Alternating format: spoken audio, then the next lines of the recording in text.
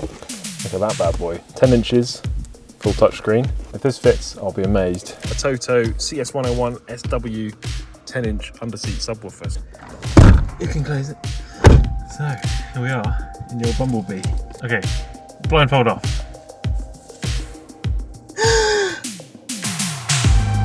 So I'm just editing this video right now, guys, and before we get started, I just wanted to tell you really quickly about this week's video sponsor who are doing a giveaway on the channel, and that's Autodoc. Now, Autodoc have been sponsoring the channel for quite a while now. Are you alright, mate? Yeah, why'd you ask? Right, okay. No, you just look a little bit different. No, don't know what you're talking about, mate. Right, okay. Bloody YouTubers. Get a few subscribers and they think their viewers won't notice blatant advertising like this. Anyway guys, yes, this week you can enter to win an Autodoc care package as modelled by my beautiful assistant here, including an Autodoc t-shirt, Autodoc mug, Autodoc drinks bottle, and those awesome Autodoc mechanics gloves as well.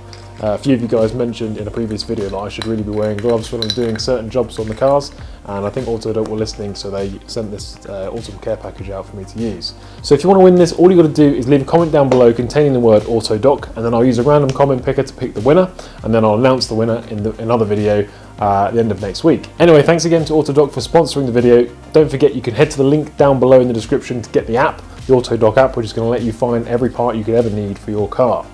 Anyway, what do you say we get back to the video?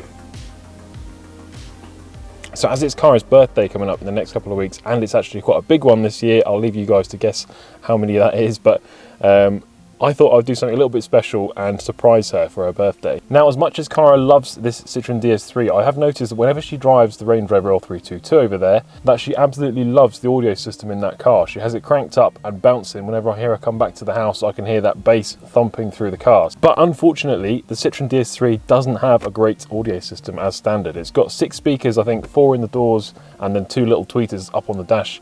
And it's got a very basic head unit here, which only really does FM radio, and it might even have an aux in somewhere, but I don't think that works. So as you guys might be able to guess, what I'm going to be doing is upgrading the ICE, the in-car entertainment system in the Citroen, and making it sound awesome. So to that end, I've teamed up with Atoto, and they've sent me their F7XE, which is a 10-inch touchscreen CarPlay Android Auto display, which is going to fit in the dash, hopefully. We'll find out in a minute. I've also got this awesome Atoto 10-inch subwoofer, which is going to sit under the driver's seat or the passenger seat. Hopefully, again, that fits. I've not tried any of this beforehand, but this is quite a cool, slim little unit, which should hopefully fit in place. Oh, I should also mention she doesn't know what I'm doing. She thinks I'm servicing the car at the moment, so I better hurry up. So the way this F7XE 10-inch head unit works is it's a single DIN unit with a 10-inch touchscreen on the front of it. So the Citroen DS3 is a bit awkward because it only has this little single DIN unit quite low down, and I didn't want to just replace it with another single DIN. We want to get that CarPlay and Android Auto screen going on, so this seems like it might be a really good way to get a big touchscreen into a car that's not really designed for it. Our only issue is going to be, hopefully we've got enough space here between the gear stick and where the screen's going to be, that we're not going to smash our knuckles on the screen every time we go to change gear. So let's see if it fits now. Look at that bad boy, 10 inches, full touchscreen. If this fits, I'll be amazed. So let's get this standard head unit pulled out.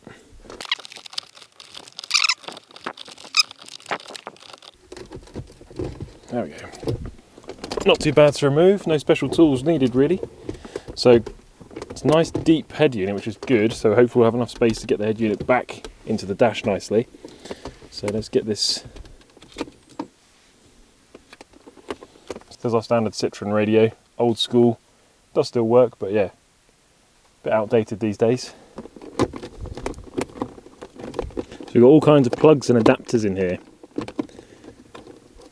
I'm not quite sure entirely what's going on. I think actually already has a Parrot Bluetooth system, which is a really old school hands-free phone system. So I'm guessing some of these connectors and blocks in the dashboard down here are going to be to do with this thing. So we're going to have to figure out what's what and try and suss it all out, what the standard stuff is. So it looks like this is the original loom for the car, which then plugs into this adapter here. So that's the original loom that would have plugged into this head unit, the original head unit originally. And then this loom seems to be an adapter loom of some kind. And then this is the actual head unit itself, which has the connection on the front for the big touchscreen. So let's get this unwrapped and see how it fits in the dash.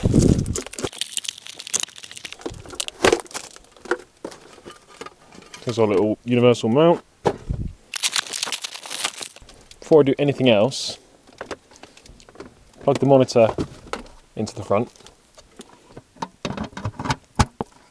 like that. Plug the connector into the back. I'm going to go ignition on and see if it fires up. Actually it does. Awesome. So what I just want to check is we've got sound output to all of the speakers before we go ahead and whack it in, because I'm not entirely sure what that previous install did when they installed this Parrot thing over here. So we confirmed this works from an electrical standpoint. All the wiring seems to be okay despite all this extra gubbins they've put on into the system. I think I can do a little bit of tidying up on this and get rid of these extra plugs, which were kind of a pass through for this Parrot system. But yeah, overall electrically it seems to be working all right so far. So what I'm going to do next is take the screen back off again, get the head unit into the dash, and then we'll see how this screen is going to be positioned in the car and whether it's going to be usable or not. So fingers crossed it's all going to fit okay. So yeah, I've got the cage in there, which is kind of a really tight fit actually. It's almost bent itself into a bit of a funny shape to get in there, but not too bad. And I suppose it's good that it's a tight fit, 'cause it's not going to come out again. So let's see if that fits in there okay. I'm expecting this to be quite tough as well.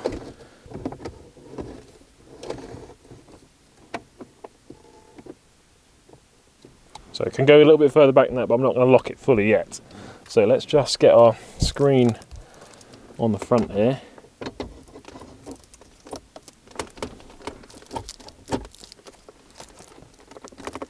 So we'll go back a little bit further than that, but that's actually not bad at all. The screen can also be angled up and down and slid up and down on its position. So for my position for the clutch, that's not too bad. Gears, again, perfectly fine. It's close, but it's definitely usable. And you can still access all of the climate controls as well from above. So yeah, not perfect, but again, very difficult to actually get a 10-inch screen into a car that's not really built for one. So yeah, I think that's pretty cool. Wow, okay, got lots of stuff in here. So this looks like our wiring kit. We've got a big heavy power cable which is going to run from the battery, and then looks like a remote cable which will have to run to the head unit, and some other stuff in there. Ground by looks fit as well, but it is supposed to be slim enough to fit underneath the seat. So let's get it out of its box. Before we go anywhere else, I'm going to see if this will fit under the driver's or passenger seat. So I've had to pull out an ungodly amount of stuff from underneath the driver's seat here, but hopefully we'll see now if this little subwoofer is going to fit under there nicely, which it does. There's actually loads of room under there. We could got a much bigger subwoofer. So the subwoofer down here needs a power line run from a good source, like straight from the battery ideally. This is that big fat red cable here. So I'm now going to go and have a look under the bonnet and see if there's any good sources under there that we can find to start this wire off on. So under the bonnet on the DS3, we've got this 1.6 HDI engine under here. Here's our battery, and then we've got our main fuse box here. And it looks like this might be a good point. So we've got a few extra cables under here. We might find a nice terminal to go onto. I'll take this off, and yes, perfect. So all of these are coming from the positive terminal there. So all of this is positive. We've got lots of little fuses here going off to various parts of the car. I say little, they're quite big amps. And look at this. One here, 30 amp, without anything on it. It's like it's made to be. So if we can use that and then run our cable through the bulkhead into the car, that'll be absolutely perfect. But yeah, that's like it's meant to be. So this is going to be really hard to show, but I did manage to find a grommet in the driver's footwell here for passing our big power line through. So that's going to end up in the engine bay, and then we'll thread that over to the battery where we found that nice terminal. And this I can just hide down in the sill panel here and take it back to the subwoofer. So yeah, if you've got a Citroen C3 or DS3, this is a nice location for it. So here's where our power wire comes out, and what I think I'm going to do is run it up across the top here behind this plastic trim, and then pop it out in this grommet here, which brings us right next to our battery. So that should work pretty nice.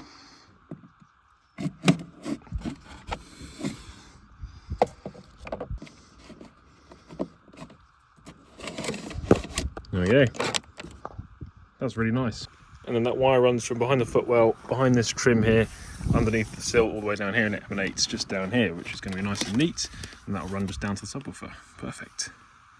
So we'll trim this back a little bit first.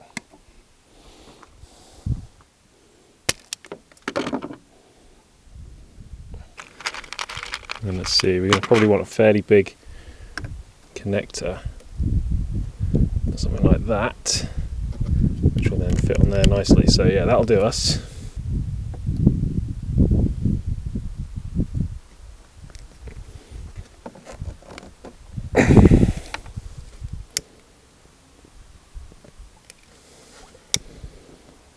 This heat shrink is really good, but it needs a significant amount of heat to actually fully melt down and go off. Once it's on there, it ain't coming off. Ow. So here's our positive connection made, absolutely perfect. It's almost like these Citroens were made to be riced up with new subwoofers and stuff like that. So that's that all back together again. The wire's coming out here, running across the top here, and then emanating here. But yeah, you wouldn't really know it was there. Happy days. So I'm having to dip in and out of the rain a fair bit here as we're outside on this island in November, but I'm still managing to get the job done. So there's a couple more wires we need to run before we can button everything up. One of them is this blue remote wire which turns the subwoofer on and off when you turn the power to the car on and off. And another one is this little remote control for the subwoofer level as well. So we need to put this somewhere that's kind of hidden but also easy enough to access, so we can turn the power up and down. So yeah, let's figure out ways to put this. And I'm thinking this little cubby pocket here is going to be nice if I just stick that on the side there and run the wire down the back of this and then out around to the subwoofer. I think that'll work pretty well with a bit of double-sided tape in there. Maybe even on top like that. That looks quite cool, doesn't it? So there's our wire, a bit of double-sided Velcro on here, and we can pop that there, which looks quite cool, quite stealthy. There's quite a bit of extra slack on this cable that they've used, which is almost like a little phone cable. It's got a weird connector on the end, so not very easy to shorten it either. So we're just gonna have to tuck this up and cable tie it out of the way. But once it's all hidden under the seat, it should be fine. So for the head unit wiring, I was pretty lucky because the existing Parrot setup that's in this car already had fitted an adapter which goes from this Citroen PSA type connector to the standard ISO connectors here, which is what then plugs into the new head unit there. So if I hadn't had this, I would have been a bit stuck. I'd have had to go and order another connector. So the only other connection I need to make at the head unit now is this amplifier turn-on wire, which connects to this blue remote wire which we've run already around. So with this F7 head unit, there's quite a lot of adjustability to the front screen here. So I can take out these screws here, put them into this position here, and it should allow me to tilt the screen back a bit, which is what we need at the moment. We can also take this screw out here and move the bracket up and down on both sides to adjust the height of the screen. So I'm going to leave it where it is height-wise and just try this tilted position, see what that looks like. So once you have the actual head unit installed in the dash, you can then install these 3 screws across the back here, which connects the screen to the actual head unit itself, which lock it into place nicely. And then you can see the screen, I can actually tilt it at the moment between about 3 or 4 different positions. So at the moment, it was originally flat like that, so it's kind of like sticking square out of the dashboard, which is quite good. It clears the gear stick, everything like that. And it gives you fairly good access to the climate controls down the back there. Or what I'm thinking is I'm going to do is just tilt it back 1 notch like that, just to make it a bit easier to read from the driver's position. Still clears the gear stick nicely, and you can still access these controls down the back of the screen there. I mean, these aren't ideal. You'll just be able to see the temperature on this little screen here and access the temperature controls there, which is basically all you need to do. Your controls for the screen clearing and the AC and everything and recirc is all there on top, which is stuff you might need to use more often. But I think this is a pretty good compromise, installing a massive screen into a car that wasn't originally designed to have one. So now we've decided on the screen position that we want, I'm just going to go ahead and put the little locking screw back in. Jesus, said and done with one hand. But yeah, you guys can see I can basically just pop this screw back into there on both sides, and it will lock the screen in the position that we've decided on. So guys, it's the next day. Everything's set up in here ready to go, and she still hasn't seen the car. She knows something's up. She knows I've done something to the car, but she doesn't know what yet. So I'm going to surprise her now, get her sat in the car blindfolded, and we'll get a reaction live on camera. See what she says. So yeah, let's go get her. It's really hard to do this when I can't see. Do I close the door or do I leave it open? Yeah, you can close it. You can close it. So here we are in your Bumblebee, and I don't know whether. Let's fire this up actually. Let's put the ignition in. Is it in neutral? Yeah, not going to turn it on. Let's put it in That's good. Okay, give it a second.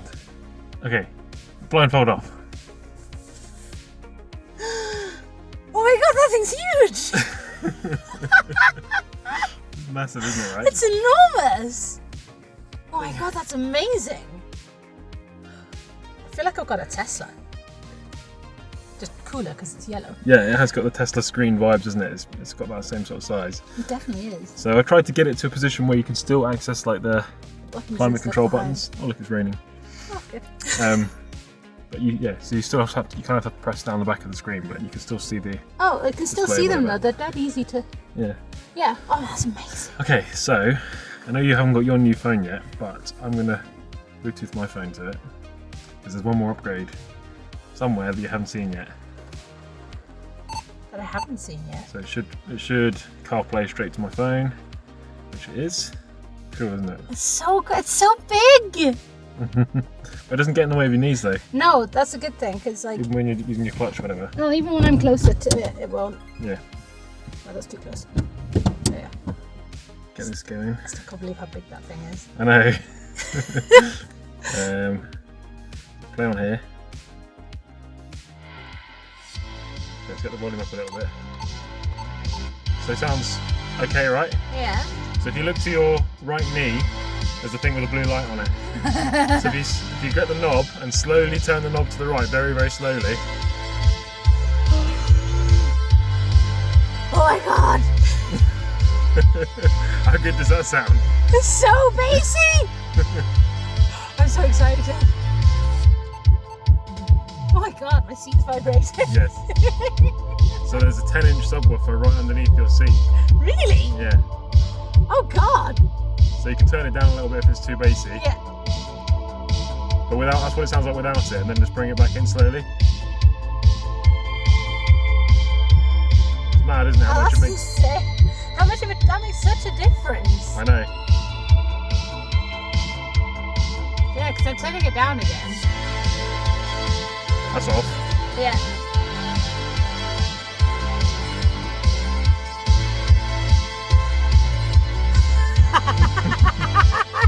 That's insane! So let's try a different song.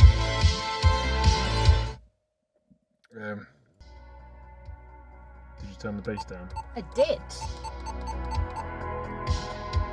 You just want it like subtly. There you go. It doesn't have to be too much. No, that's like the perfect level for me. It's gonna be so good. When you can actually play non-copyright music on it as well. Yes. Sounds really good. Sounds really nice. Really impressed by that sub. How big is it? Out of interest. You'll see it in a minute, but it's a box about that sort of size with a speaker, 10-inch speaker in it. It's facing upwards. Oh, that's why my chair's vibrating so much.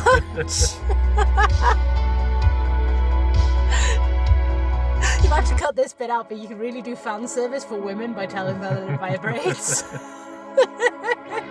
I'm actually considering putting one of these in mine now because it Really? sounds so good. Yeah. It's so good for such a small speaker. Yeah. I remember years ago you used to have like really big You used to subwoofers in the have back to have of a giant box. Yeah. They tested. Yeah. Oh, that's amazing. Crank the bass a little bit. So just leave that like that a sec. Okay. If we go to home, then we go across to EQ. Ah, okay, this is different. That's a fader. So we'll drop the music's just changed. It has. Drop these down. It'll come back in a second though. Oh, this is the high frequencies. I'm Yeah. on the wrong end. You're on the low frequencies too. Yeah, so if we drop the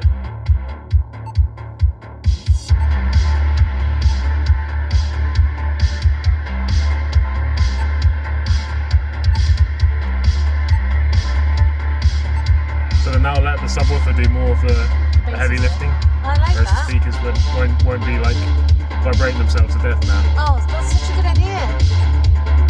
That sounds really good now. It does. It sounds much nicer. Considering these door speakers are completely standard, that's not bad. Yeah. Oh. Oh, buttons with it. That's good. Yeah, of course it does. Well, I don't know how these things work. I think this will mute everything as well if you want to just go quiet. I like that. It's a really nice little head unit, isn't it? It's lovely. It's really clear as well. Now, my question is, like with everything, can I get a screen protector?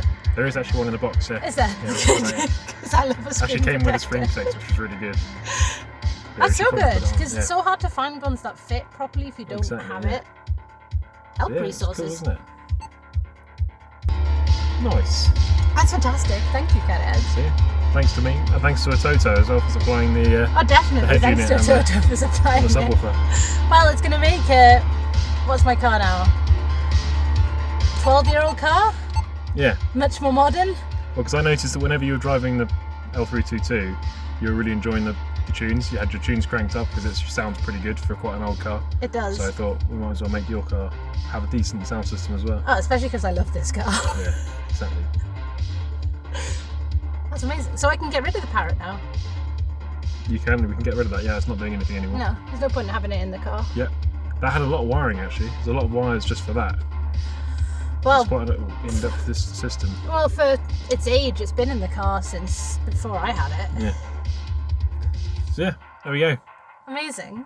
Thank Overall you so much. impressions? Oh, I love it so much. I'm so excited to go to the gym later and play music. It'd be cool. Oh, amazing. So yeah, once again, thanks to Atoto for sending this out. And I'm going to go through all the specs and have an in-depth look at this maybe later on in this video if I don't do it another time. But yeah, first impressions, it looks like a really cool unit. Really, really impressed by it.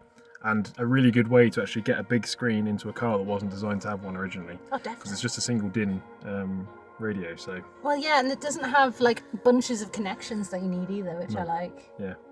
Yeah, it's quite simple to install. Yeah, and there's not wires everywhere, which is also a big plus I've still got plenty of room in the knee department. You've got enough room down there just about. Yeah. Well, not even just about. My legs aren't reaching the end yet. I haven't moved my chair properly. So yeah, happy days. Lovely. Thank you so much. Cheers for watching, guys, and I'll see you again next time.